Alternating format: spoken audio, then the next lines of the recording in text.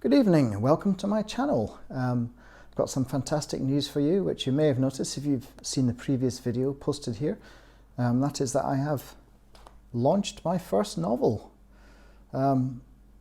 piece of crime fiction called Elena in Exile. Now previously I did read the opening chapter on this channel, but I thought to commemorate the official launch of this book, which you can now get on Amazon and hopefully very soon even in bookshops through extended distribution.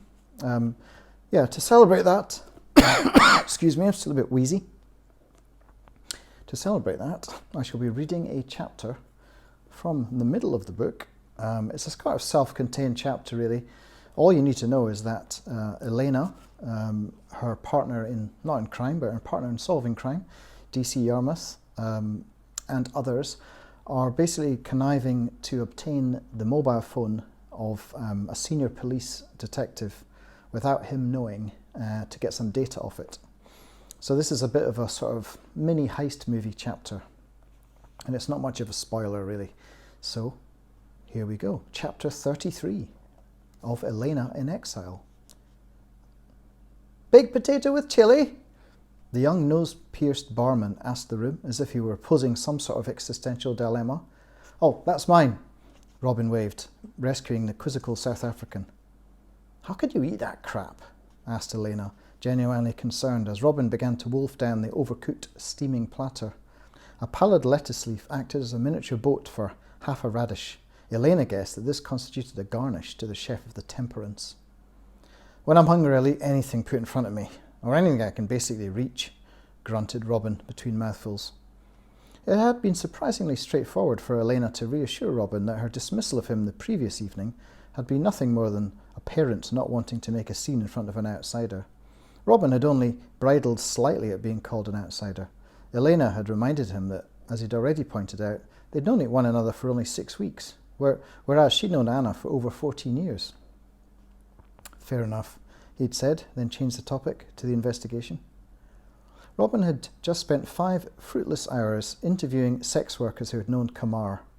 The few who even knew the victim/suicide's name denied knowing whether she had any enemies, unusual visitors, or had complained of any especially abusive clients.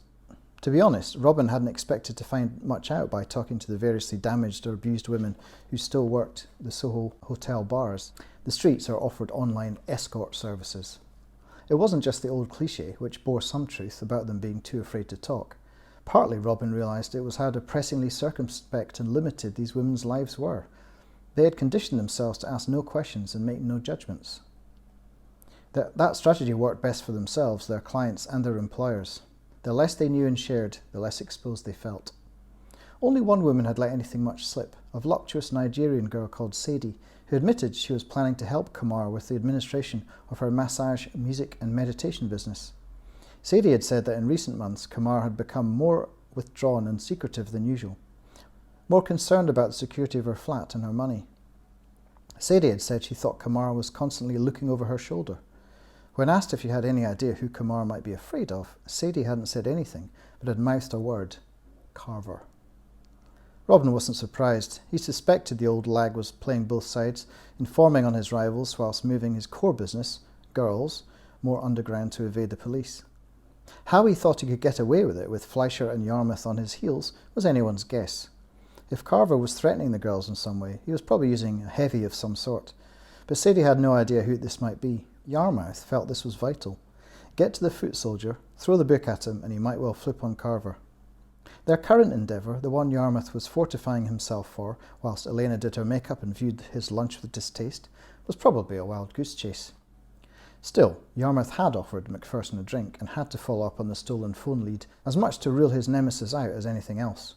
Plus, viewed from a certain angle, hoodwinking his own adversary might be fun, especially if there was something salacious or compromising in the old bigot's phone. They had an hour before Macpherson arrived to get everything set. Yarmouth had taped his decoy phone under the table. He had also enlisted the help of a young colleague from digital forensics called Nigel. The junior officer owed him a favour or two. Robin had listened to Nigel's lengthy tales of relationship breakup, more times than was reasonable, in Tom Fleischer's opinion. Nigel sat in the corner of the pub tapping away at his laptop, apparently writing a science fiction novel, looking the very definition of the Soho remote worker.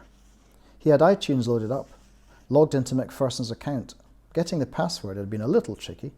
Yarmouth had to do some nifty work to persuade McPherson to log in, supposedly to look up a playlist for a colleague's wedding reception. McPherson considered himself a bit of an expert on Northern Soul. Yarmouth had seen him type Lou and then some numbers, and after a number of tries had figured out that this equated to his wife's first name and birth year. Police officers were just as rubbish as everyone else at creating uncrackable passwords. Fleischer was round the corner in a smutty bookshop, awaiting a text message. He just sent Yarmouth a photo of the front cover of a Robert Mapplethorpe book. Two heavily oiled, muscular, nude men with the caption, "Your boyfriends." Fleischer was only slightly more sophisticated a wit than McPherson. Yarmouth pushed aside his plate and took a deep swig of his beer. Elena adjusted her cleavage, noticing that Robin had flicked a few longing glances her way throughout his meal. Teasing him was fun, and if everything went well, Elena knew she'd invite him back later to make good on the promise of her slutty outfit. She'd hidden the miniskirt, tight white blouse, missing a few buttons, and red La Perla bra under a long black coat this morning to evade her daughter's inquisitive glances. What she was about to do would be hard to explain. Elena felt her pulse racing as a heavy-set, partially balding man in a suit 2 sizes too small for him marched over to their table, extended a bone-crushing handshake to Robin and a slobbery kiss to Elena. "Robbo said he might be inviting his missus. Didn't do you justice, love." McPherson drew in breath, leaning back to assess Elena's figure. His gaze made her feel queasy, but she flashed him a toothy lipstick smile. "I'm here to make sure he doesn't smash you in the face again." McPherson looked uncertain, Elena's best deadpan expression wrong-fitting him. Then he decided her response was hilarious and gave a baritone guffaw. "Caught me on the back foot, he did. Won't happen again, that's for sure. Pint?" This last word was aimed at Yarmouth, who merely waved his nearby empty glass in agreement. "And for the lady?" "What he's having," Elena said, thumbing Yarmouth. With a raised eyebrow, McPherson gave a mock bow. "A modern woman, I see. Fair enough. Couple of large as it is, then." Robin stopped him with a hand. "My round. Least I can do." McPherson didn't argue. "Fair enough. Mine's a Stella. I'm off for a slash." Then the bear-like Scotsman lumbered off to the loo, unfortunately still wearing his jacket, where his phone no doubt resided. As McPherson left, Elena leaned to whisper across the table, "He's completely loathsome." Yarmouth snorted into his last swallow of warm Kronenberg before heading to the bar. "You're not wrong, so let's befriend him quickly, run the switch and get the hell out of here." Elena and Yarmouth put the plan into action in the middle of the second pint, when they'd both heard all the leery anecdotes they could stand. First, Yarmouth fired off a text under the table and excused himself, heading for the gents. Fleischer picked up the message and dialed, stepping out from the bookshop into the street. Eyes drilling deep into Elena's cleavage, McPherson answered on the 7th ring. "This better be good, Tom. I'm out on the lash. You'll never guess who with." "No." "Try again." "You're wide of the mark. It's only bloody Robbo Yarmouth and his unexpectedly hot Bulgarian girlfriend." Here McPherson winked and cupped the revolver with his hand, feigning tact. "Didn't catch the name, sweetheart."